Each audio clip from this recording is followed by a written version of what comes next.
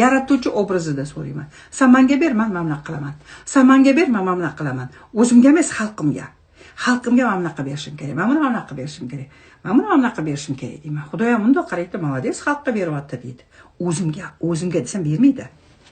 Bermaydi. Xalqqa desangiz beradi. Sababi Alloh taoloning o'zi bergisi keladi-da, какой-то bir bandasiga bir nimani bermoqchi. U mehribon-ku. U rosa ham uni cheksiz boyligi bor.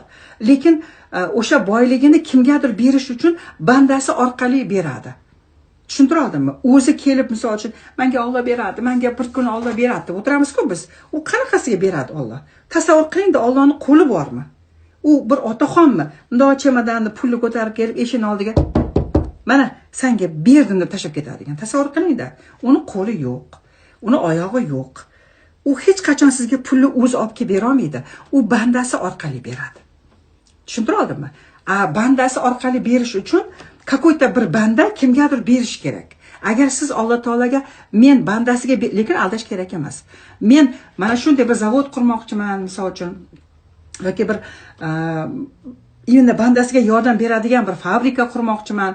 Ya'ni uni tegida men xalqqa bermoqchiman, ish bilan ta'minlamoqchiman degan mana shunday, ya'ni bandasini rozi qilmoqchiman deydigan harakat qilsangiz, Alloh sizga beradi.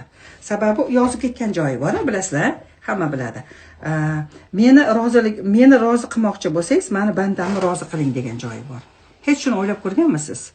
Biz qaysi birimiz bandasini rozi qilyapmiz? Qani aytinglarchi.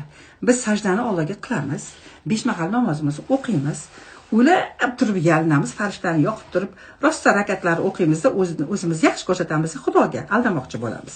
Aldamaymiz.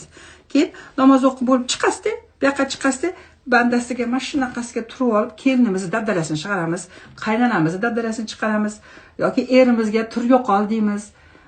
Yoki bo'lmasa yana bir dushmanimizni bittasini ko'rib qolsak, "Ashshe seni yo'q qo'raman, kim bo'lsan sen menga, sen bilasanmi men kimman? Tak tuging bilan yo'q qo'raman" deb turib, o'sha Allohning muhabbat bilan yaratgan bandasiga biz mana shunday muomalada bo'lamiz. Где logika?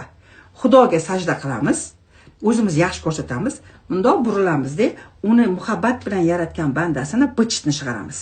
Mana shu yerda bizning xatoligimiz. Alloh taolo esa u aytadi: "Menga sajda qilma" deydi. "Menga sajdang vasha kerak emas" deydi. "Namozing ham, o'zing ham kerak emas" deydi.